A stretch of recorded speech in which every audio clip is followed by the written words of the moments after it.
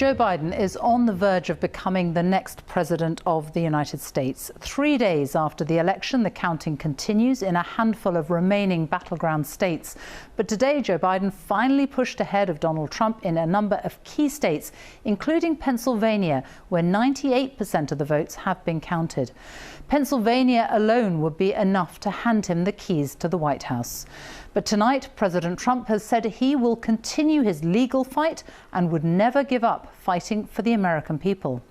With all but 6 states left to declare, Joe Biden has 253 electoral college votes and Donald Trump has 214. 270 is the number needed to win the presidency. Counting is still going on in 6 states, including key ones like Pennsylvania, Nevada, Arizona, and in Georgia, where the margins are so tight there's going to be a recount.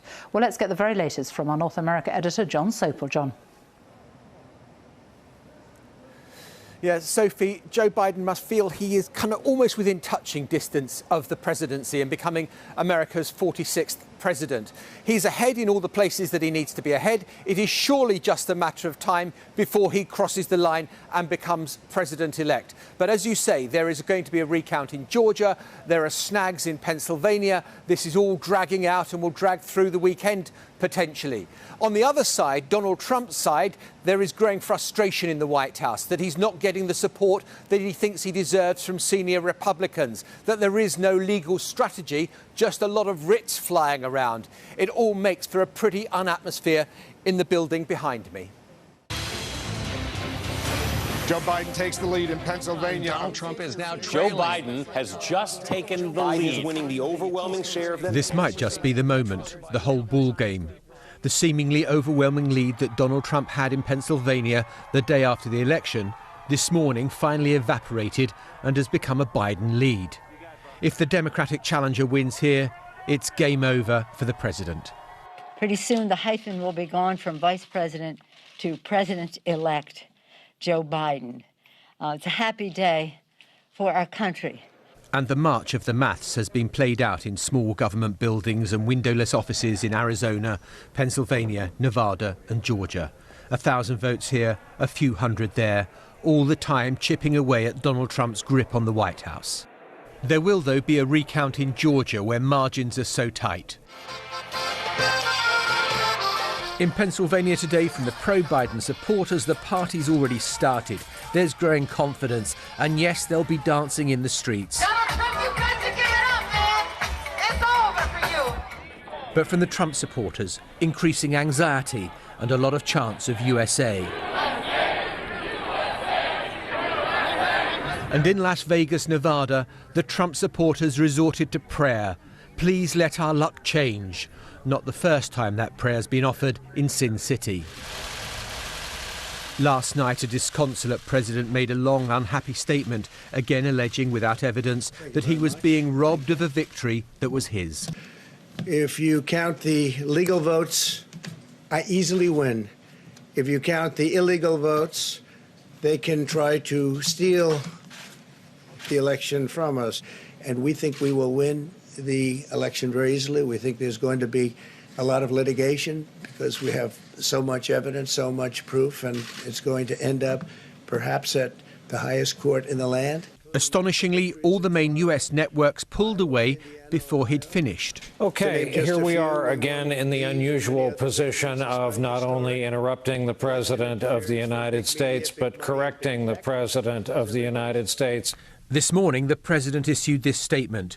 We believe the American people deserve to have full transparency into all vote counting and election certification, and that this is no longer about any single election.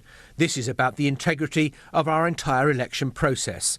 I will never give up fighting for you and our nation. President Donald J. Trump.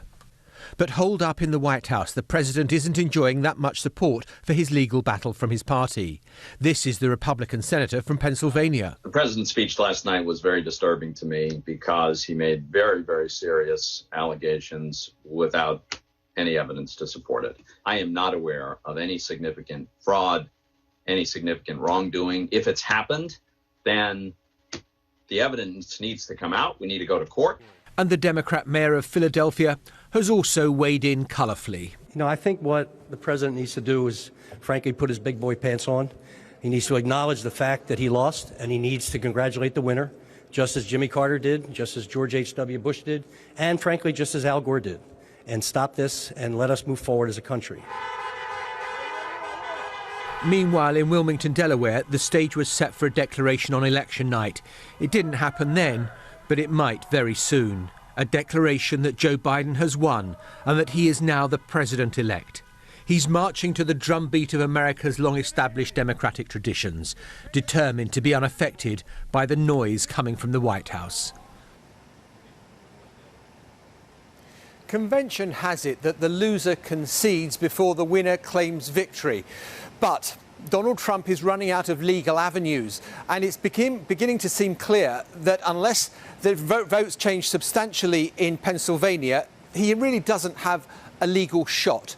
And that means that Joe Biden, he's going to address the nation tonight, might find himself declaring victory without waiting for a Donald Trump concession.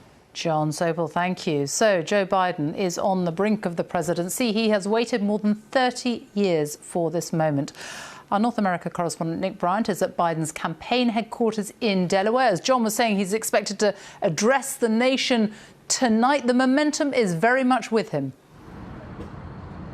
Yeah, the question is whether he claims victory. He's not going to wait for a concession from Donald Trump because that simply won't come, but he might wait until Pennsylvania is declared. The message all along for the Biden campaign these past 3 days really has been to be calm, to be patient, to be confident, because they are sure they are going to win. They were on election night. They didn't freak out when Donald Trump took that early lead because they knew that as the mail-in ballots were counted, they would win states like Wisconsin, Michigan, and now Pennsylvania, where his lead is unassailable. And Joe Biden really has done the job that he was hard to do, to take back those Rust Belt states that are ordinarily Democratic, but Donald Trump won 4 years ago. And Sophie, we are starting to see evidence of a transition of power. The Secret Service has boosted its security around Joe Biden today. The skies above me are now restricted space. The sort of things you see when a politician moves from being a presidential candidate to the president-elect. Nick Bryant, thank you.